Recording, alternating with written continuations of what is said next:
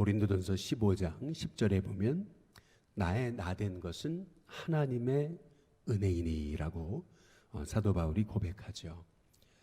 늘 하나님의 종은 이렇게 내가 오늘 이렇게 서 있는 거, 내가 쓰임 받는 거, 또 내가 구원받은 거, 이 모든 것이 하나님의 은혜라고 하는 그런 감사함이, 이 감사함의 고백이 매일 우리의 가슴의 깊은 곳에서 샘솟듯 흘러나오는 하나님의 종이 되어야 되는 것입니다. 하나님께 쓰임 받으면서도 이러한 하나님의 은혜에 대한 감사, 감격이 없이 믿음 생활하면은 결국 남는 것은 우리의 신앙의 껍데기일 뿐인 거죠. 달려갈 길 다 마치고 믿음의 길 마쳤을 때 잘못 살았다라고 하는 후회함이 가득하게 되는 것은 우리가 하나님이 이렇게 엄청난 은혜를 주셨는데 이 은혜를 모르고 살았구나라고 하는 그런 후회함 때문에 이제 그렇게 되는 것이죠. 따라서 오늘 사도 바울이 지금 디모데전서 1장 12절에서부터 고백하는 이 감사, 이 은혜에 대한 고백, 이 고백을 우리가 평생 믿음 생활하면서 잊지 않는 하나님의 종이 되어야 될 줄로 믿습니다. 여기 12절에 보면 나를 능하게 하신 그리스도 예수 우리 주께 내가 감사함은 이렇게 이제 말씀하고 있습니다. 나를 능하게 하신 그리스도 예수 우리 주께 내가 감사함은 사도 바울이 나 같은 사람을 하나님이 이렇게 구원해 주신 이 모든 것이 어찌나 감사한지 이 사도 바울의 이제 감사의 고백이 이제 나오게 되는 것을 볼 수가 있거든요. 먼저 그의 감사를 보시면 우리 주께 내가 감사함은 나를 충성되이 여겨 이렇게 이제 말씀하고 있습니다. 충성되이 여겼다. 이 충성이라고 하는 말, 이 피스테오스라고 하는 말은요. 충성이라고도 번역할 수 있지만은 또 다른 말로는 믿음이라고도 번역할 수 있습니다. 믿음이 곧 충성이고 충성이 곧 믿음이고요. 이 피스테오스라고 하는 이 헬라어는 또 동시에 진실이라고도 번역해 볼 수 있는 것입니다. 믿을 수 있다는 것은 참 진실하다라고 하는 그러한 말인 거죠. 하나님이 날 믿어주신다. 참 이게 얼마나 이게 복된 고백인 것입니까? 충성되이 여겼다. 어떤 사람에게 일을 맡길 때 이 일을 맡기면 분명히 이 주의 일을 기쁘게 감당할 거야 라고 생각돼서 일을 맡길 때 이 맡기는 자에게 얼마나 큰 흐뭇함이 있고 또 기쁨이 있습니까? 그런데 하나님은 바로 이 사도 바울 자신을 이렇게 충성되이 여기셨다. 믿어주셨다. 신실하게 봐주셨다. 이제 그러한 이제 얘기인 거거든요. 저와 여러분에게 이렇게 나를 믿어주시는 하나님, 이런 충성되이 여겨주시는 하나님, 이러한 믿음의 고백이 있게 되시기를 주님의 이름으로 축복합니다. 그래서 사도 바울은 나를 능하게 하신 그리스도 예수 우리 주께 내가 감사함은 나를 충성되이 여겨 그 다음 뭐라고 얘기했냐면 내게 직분을 맡기심이니라고 그렇게 얘기하고 있어요. 나에게 이 복음 전하는 사명자의 직분을 맡기셨다는 거, 누군가에게 일을 맡긴다는 거는요 그만큼 믿는다는 거거든요. 믿지 않으면 어떻게 이 일을 맡길 수가 있겠습니까? 믿으니까. 그러니까 이 일을 맡기는 거예요. 그래서 하나님이 내게 이런 일을 맡겨주셨다라고 하는 이 한 가지 사실만 봐도 하나님은 나를 믿어주시는 거구나라고 하는 이제 그 고백을 이제 사도 바울이 이제 하고 있는 것이거든요. 전에 제가 고등학교 때 학교에서 우리 선생님이 저를 따로 불러요. 그러더니 선생님만 쓰는 그 자습서 그거를 주시는 거예요. 그러면서 이거 가지고 공부 잘하라고 이제 얘기를 하세요. 아니 선생님 이걸 왜 주세요? 그래 너한테만 주는 거야. 근데 참 제가 자습서를 이제 받고서 이제 참 그런 마음의 흐뭇함이 있었어요. 아, 우리 선생님이 날 좋아하시는구나, 믿어주시는구나라고 하는 이제 그런 생각을 이제 해본 적이 있거든요. 하나님께서 우리에게 어떤 직분을 특별히 맡기실 때는요, 일을 시킨다 이런 개념이라기보다는 오늘 사도 바울처럼 충성되이 여기기 때문에, 믿기 때문에, 피스테오스, 진실함을 알기 때문에 하나님께서는 내게 직분을 맡기신 거다. 내가 어떤 사명자로서 하나님이 내게 일을 맡겨주셨다. 이거는요, 엄청난 특권인 거예요. 야, 나에게 이런 일을 맡겨주셨구나. 생각만 해도 감사하잖아요. 생각만 해도 기쁘잖아요. 이렇게 하나님께서 내게 직분을 맡겨주셨다는 거, 이 말은 나를 그토록 믿어주시고 사랑하시고 나를 기대하신다는 것 아니겠어요? 너가 이 일하면 잘 될 줄 안다. 너는 이 일 잘할 사람이다. 하나님께서 나를 믿어주셔서 이렇게 하나님의 직분을 맡겨주셨다. 여러분, 이런 사도 바울의 고백이 있게 되시기를 주님의 이름으로 축복합니다. 믿어주실 뿐만 아니라 일을 맡겨주실 뿐만 아니라 오늘 여기 12절에 다시 보시면은 나를 어떻게 하셨어요? 능하게 하셨어요.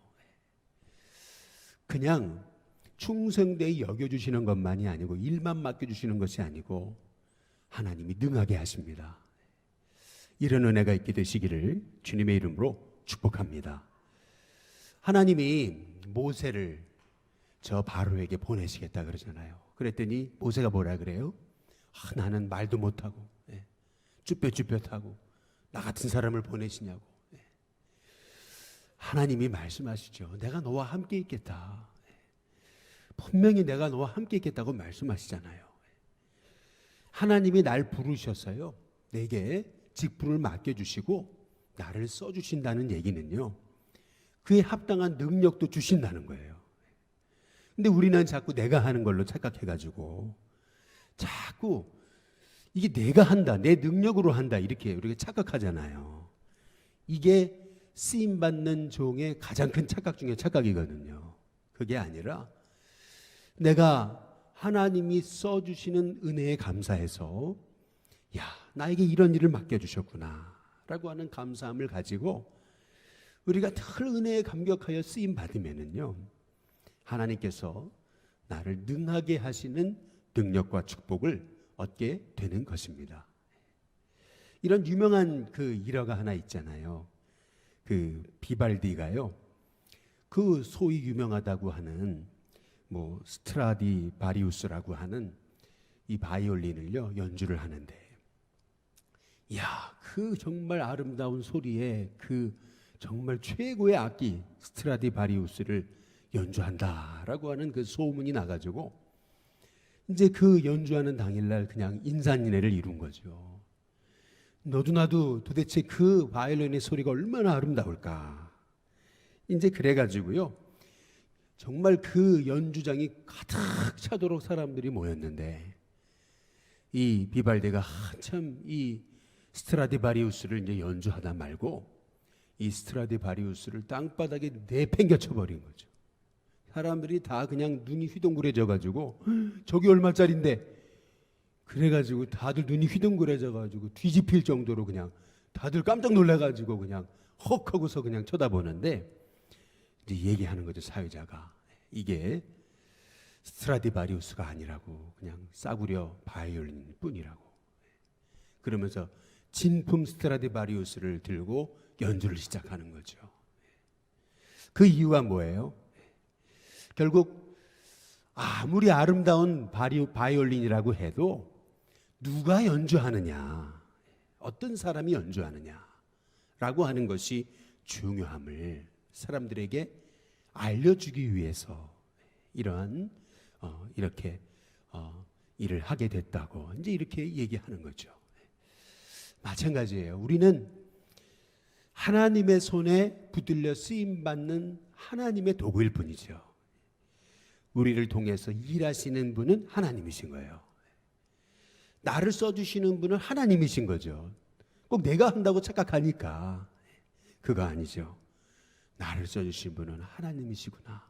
나를 충성되이 여겨 나를 믿어주셔서 직분을 맡겨주시고 뿐만 아니라 이렇게 나를 능하게 하신 하나님. 참 이런 은혜에 대한 감사, 이 감사함이 있을 때 저와 여러분에게 지인죠, 매일 쓰임받으면서도 복되고 주님의 일을 하면서도 복되고, 그래서 평생 믿음의 길을 달려갈 길을 마친 다음에 하나님의 은혜로 제가 살았습니다. 참 그러한 멋진 고백을 할 수 있는 하나님의 종이 되게 될 줄로 믿습니다. 여기 13절에 사도 바울의 또 감사는 뭐예요? 내가 전에는 비방자고 폭행자고 박해자였으나 도리어 국류를 입은 것은 내가 믿지 아니할 때에 알지 못하고 행하였습니다. 여기서 우리가 주목해 볼 것, 그것은 내가 믿지 아니할 때에 알지 못하고 라고 하는 거예요. 내가 비방자고 박해자고 폭행자였으나, 이 사도 바울의 이 고백을 통해서 우리가 한 가지 알 수 있는 것은 그거예요. 내가 뭐 조금 가말리엘 밑에서 배웠다고 내가 교만했다는 거죠. 참 조금 그 율법 안다고 해서 교만했다라고 하는 거예요. 알지 못하고 비방하고 알지 못하고 박해하고 심지어는 알지 못하고 하나님의 종들을 직접 내 손으로 폭행했다. 이제 사도 바울이 그 얘기를 하고 있는 것이거든요. 알지 못했을 때 참 내가 교만했었습니다. 자기의 교만함을 깨닫고, 야, 이런 사람을 택해 주신 하나님의 은혜, 이것이 너무나 감사하다는 거예요. 그래서 14절에 사도 바울이 이렇게 고백하는 거죠. 우리 함께 같이 한번 읽어보겠습니다. 같이 있습니다. 시작. 우리 주의 은혜가 그리스도 예수 안에 있는 믿음과 사랑과 함께, 그 다음 뭐예요? 넘치도록 풍성하였도다. 하나님의 은혜가 내게 그리스도 예수 안에 있는 믿음과 사랑과 함께 아주 넘치도록 그 은혜가 풍성했다. 이런 믿음의 고백이 저와 여러분에게 있게 되시기를 주님의 이름으로 축복합니다. 여기 15절에 보면은 사도 바울이 이제 그런 얘기를 하죠. 자신은 죄인 중에 괴수다, 이렇게 얘기하거든요. 괴수라는 말이 뭡니까? 가장 악질이었다는 얘기입니다. 최고의 악질 중에 악질이었다. 아주 최상급을 표현하고 있는 것이 괴수다라고 하는 표현입니다. 나 같은 악질 죄인을 하나님이 이렇게 구원해 주신 은혜, 택해 주신 것, 그것이 생각만 해도 감사하다라고 하는 고백이거든요. 사도 바울의 고백은, 야, 이렇게 죄 많은 나를 택해 주신 그것만 해도 하나님께 감사합니다. 저와 여러분에게 나를 택해 주신 하나님의 은혜, 나를 불러주시고 구원하시고 자녀 삼으실 뿐만 아니라 이런 나에게 나를 충성되이 여기셔서 직분을 맡겨주시고 능하게 하신 하나님, 나같이 교만했던 사람을 써주시는 것만 해도 하나님의 은혜에 감사합니다. 그 은혜가 주 예수 그리스도의 믿음과 사랑과 함께 넘치도록 풍성하였다고 하는 이 고백이 저와 여러분의 고백이 됐으면 좋겠습니다. 이 디모데전서는 사도 바울이 그의 사역의 초창기 때 쓴 게 아닙니다. 가장 사도 바울이 처음 썼다고 하는 성경은 데살로니가 전서죠. 반면에 사도 바울의 그 마지막 후반기 부르심을 받기 얼마 전에 이제 썼다고 하는 편지가 디모데서죠. 사도 바울은 평생 한번 자기의 인생을 돌이켜보고 생각해보면은, 야, 나 같은 사람을 이렇게 써주신 것이 하나님의 은혜다라고 하는 늘 이런 구원의 감격 속에 이 사도 바울이 살아온 거예요. 그런 은혜와 감격이 없었더라면 어떻게 그 수많은 핍박과 환난과 고난을 견뎌내고 이겨내면서 초심 변치 않고 끝까지 그가 순교하는 자리까지 나아가면서 쓰임받을 수가 있었겠냐는 거죠. 결국에는, 야, 내가 이렇게 써주시는 것만 해도, 쓰임 받는 것만 해도 하나님의 은혜라고 하는 은혜에 대한 감격이 없이는 여러분 우리의 마음이 흐트러지고 잘못 갈 수 있음을 우리가 깨달아야 된다라고 하는 것입니다. 그래서 16절에 보시면은 그러나 내가 이렇게 긍휼을 입은 까닭은 이렇게 얘기하잖아요. 예수 그리스도께서 내게 먼저 일체 오래 참으심을 보이사 후에 주를 믿어 영생을 얻는 자들에게 뭐가 되게 하시려고요? 본이 되게 하시려고 나를 택하셨다. 이제 이렇게 나는 긍휼을 입은 거다 이렇게 말씀하고 있는 거거든요. 한번 보라는 거죠. 나 같은 사람도 하나님 써주시는 거, 이게 하나님의 은혜일 뿐만 아니라 나 같은 사람도 쓰임받을 수 있다, 이런 것을 하나님께서 보이시려고 나를 오래 참으셨다는 거예요. 오래 참으셨다.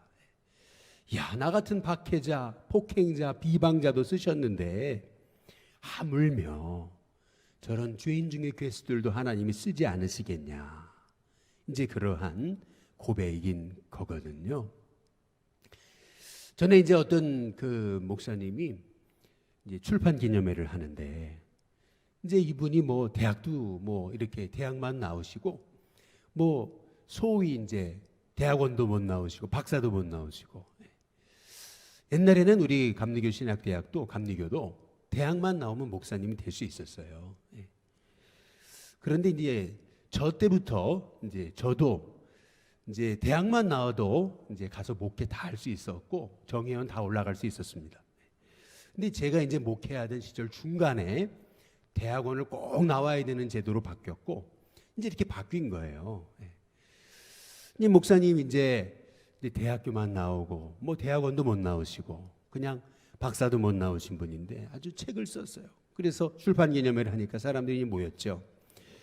그런데 이제 소감을 나와서 발표하는데 목사님 그러시는 거죠.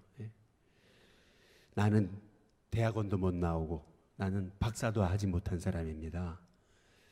그런데 제가 이렇게 책을 쓴 것은 나 같은 사람도 이렇게 책을 쓸 수 있다라고 하는 것을 많은 우리 목사님들께 보여드려서, 그래서 많은 목사님들에게 도전이 되고 감동이 되게 하시려고, 그래서 나를 이렇게 작은 일에 쓰임 받게 하시려고 부름 받으시는 것 부름 받은 것 같다고 그런 고백을 합니다. 마찬가지로 이제 사도 바울이 그거예요. 야, 나 같은 죄인 살리시려고 하나님이 얼마나 오래 참으셨는가, 얼마나 하나님께서 기다리셨는가. 나 같은 사람이 긍휼을 입은 것은 나 같은 사람도 구원받을 수 있다라고 하는 것을 하나님 본으로 삼으시려고 하나님 날 택하시고 구원하시고 써주시는 거다. 이제 사도 바울이 이제 그런 얘기를 하고 있잖아요. 나 같은 사람이 구원받은 것 자체가 기적이고, 그런데 이 기적이 여러분을 향한 또한 기적이 될 거라고, 그걸 본으로 삼으시려고 하나님이 날 택하신 거다. 이 사도 바울이 참 기가 막힌 고백을 하고 있는 거거든요.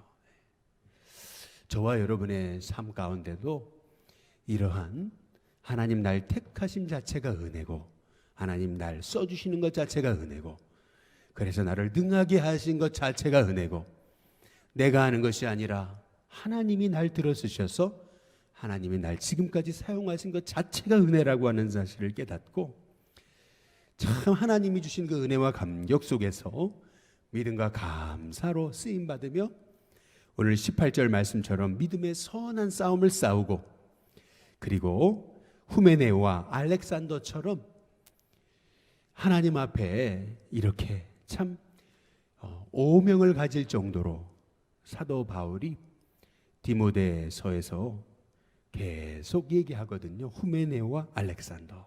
나중에 이제 보시겠지만 이렇게 불명예스러운 하나님의 종이 아니라 정말 하나님께 붙들려 쓰임받는 그런 은혜의 사람으로 날마다 그 은혜의 감격으로 승리하는 저와 여러분이 다 되시기를 주님의 이름으로 축복합니다.